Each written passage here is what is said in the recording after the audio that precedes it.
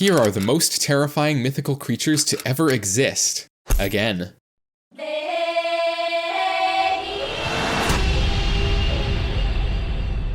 Winters in the Great White North of Canada can be terrifyingly hostile, and for the native Algonquin people living there who relied on the wilderness for their next meal, starvation was a constantly looming danger.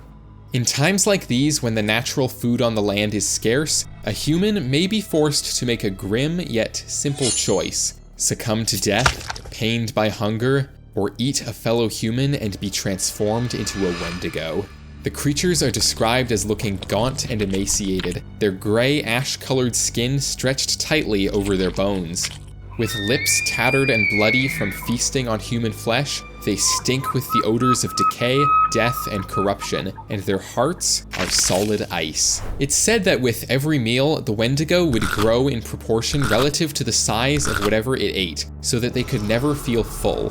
Their whole existence felt like they were constantly on the verge of starvation, forever craving the taste of the people they once lived alongside. Interestingly, Wendigo psychosis is actually a term used in modern psychology to describe intense cravings for human flesh, and the paranoia that you could become a cannibal yourself. In our modern consumerist society, this isn't something most people have to worry about, but for native tribes in times of famine, it was a very real possibility that your next door neighbor and your next meal were one and the same.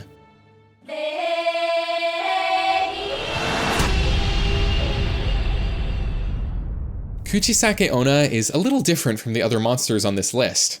In most versions of her story, she was once the beautiful wife of a proud samurai. However, she grew lonely as her husband was always off at war, and so she began having affairs with other men in the Japanese town in which she lived.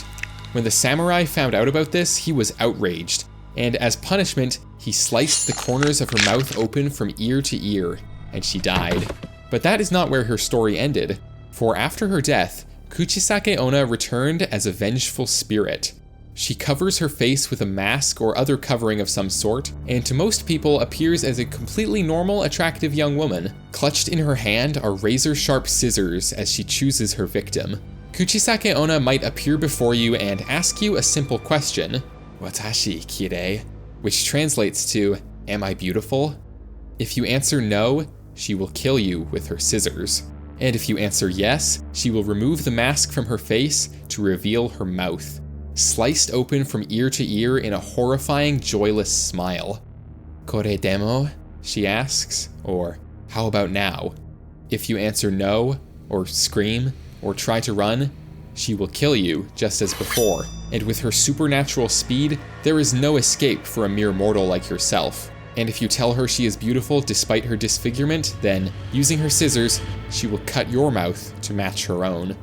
There are actually a few ways to survive an encounter with this creature. In response to her questions, you can simply tell her that you're running late and had best be going, and she will politely bow and apologize, and you can go on your way. Alternatively, you can tell her that she is average looking and leave it at that. Unlike most big YouTubers, I still try to read each and every comment I get, so let me know what horrifying mythical creatures you'd like to see the next time I do one of these videos.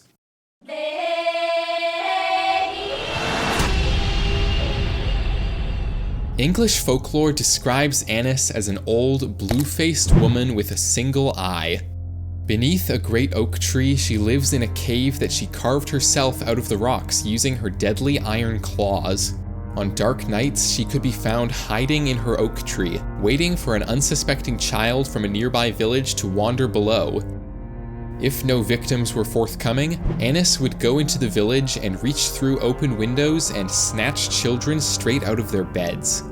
Once she had returned to her cave with her prey, she would skin the children with her iron talons and put their flesh aside for later use, before slowly devouring her flayed victims. Then, she would sew the skins together to make clothing for herself. Black Annis was mostly just a story used to scare children into good behavior through paranoia and anxiety, but she was also more than that. Houses in the town she was believed to inhabit were intentionally built with smaller windows to stop her from reaching through, and an otherwise serious-minded man named John Hayrick wrote a full poem documenting the village's knowledge of the creature, fully believing in her existence himself. Here's the full poem if you'd like to pause and read it.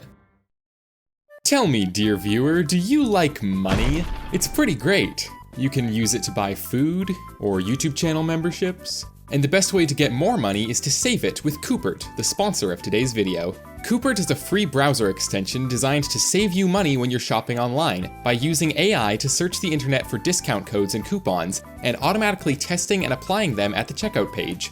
Coupert is super easy to install and use, and it works on pretty much all of the internet browsers, even if you're a total weirdo who uses Microsoft Edge.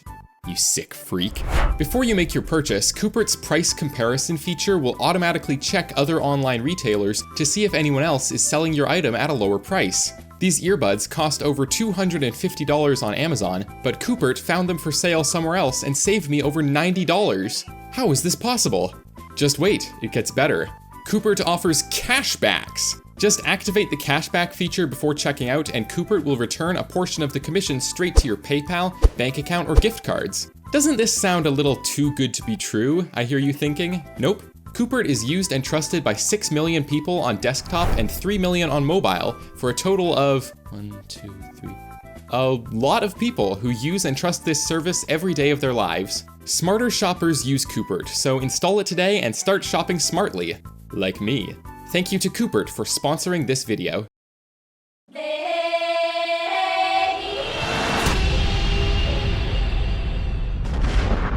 Coming from the folklore of Southeast Asia, the Krasue is said to be the demonic spirit of a woman who committed various evil acts in her life, such as infidelity, murder, or drinking the last of the chalky milk. After she dies, the woman's sins cause her to be reborn as the demonic Krasue, which appears as a woman during the day and can walk among humans unnoticed.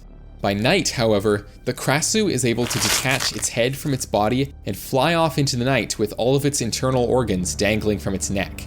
The heart, liver, lungs, stomach, intestines, and the rest all out on full display. The Krasue's favorite midnight snack is, unfortunately for you, the flesh of humans. She'll fly around in search of unsuspecting children and, when she can get them, pregnant women, cause it's a 2-for-1 special. Though sometimes she'll just extract the fetus and go. You can protect yourself from this creature by putting up some spiky fences or plants to guard your house, as the Krasue's dangling organs might get stuck in them. If the head cannot return to its body by daybreak, the creature will burn up in the sunlight.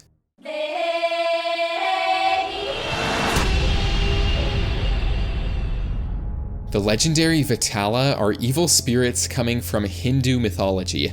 They're said to haunt cemeteries and, with no physical body of their own, they can take possession of human corpses in order to interact with our three-dimensional world. Once they've acquired a body, they get up to all kinds of unsettling mischief, such as killing children, driving people mad, and causing miscarriages. Basically a typical weekend's activities for me, but whatever. These spirits do evil things because they are the tormented human souls of those caught in the space between life and the afterlife, with nowhere to go from there unless someone performs their funerary rites to set them free. However, most people are more inclined to try to capture these spirits, as existing outside the laws of space and time, they have a vast knowledge of the past, present, and future, and deep insights into human nature, and so they make great slaves for sorcerers. As always, thank you very much for watching. My name is Alex, and I am really smart. Until next time, farewell!